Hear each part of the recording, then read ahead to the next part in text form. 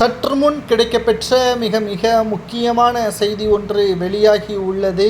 அனைத்திந்திய அண்ணா திராவிட முன்னேற்ற கழகத்தில் எடப்பாடி பழனிசாமி அவர்கள் பொறுத்தளவிற்கு எந்த ஒரு முன்னேற்றமும் இல்லை. தொண்டர்களிடமும் ஆதரவுகள் கிடையாது. ஓபிஎஸ் அவர்களை கட்சியிலிருந்து நீக்கிவிட்டதன் காரணமாகத்தான் அதிமுகவின் நிலைமை இப்படி இருப்பதை நம்மால் உணர முடிகிறது. தேர்தல் ஆணையமும் இரட்டை இலை சின்னம் ஓபிஎஸ்ஸிற்கு சாதகமாக வருவதற்கான சூழல்தான் இருப்பதை வழக்கறிஞர் ராம்குமார் அவர்களிடம் நாம் கேட்டறிந்தோம். அதிமுகவில் ஓபிஎஸ் அவர்கள் வர வேண்டும், அவருக்கு புதிய அதிகாரங்களை கொடுக்க வேண்டும், அடுத்ததாக பூத் கமிட்டிகளை பலப்படுத்த வேண்டும். ஒவ்வொரு இடத்திற்கும் அதிமுகவின் நிர்வாகிகள் மாவட்ட செயலாளர்கள் பிரச்சாரம் செய்து திமுகவின் 4 ஆண்டுகால சோதனைகளை எடுத்து கூறினால்தான் 2026 சட்டமன்ற தேர்தலில் அதிமுகவின் கூட்டணி மெகா கூட்டணி வெற்றியடையும் என்பதுதான் தற்பொழுது நமக்கு கிடைக்கப்பெற்ற தகவல்கள்.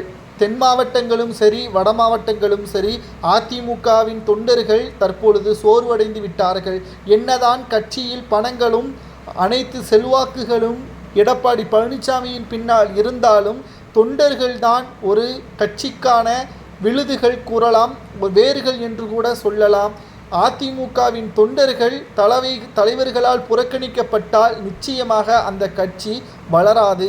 உதாரணத்திற்கு ராமநாதபுரத்தில் ஓபிஎஸ் அவர்கள் சுயேட்சையாக போட்டியிட்டார். ஓபிஎஸ்ஐ டெபாசிட்டை இழக்க வைக்க வேண்டும் என்று நினைத்து சுயேட்சையாக 7 நபர்களை எடப்பாடி களத்தில் இறக்கினார்.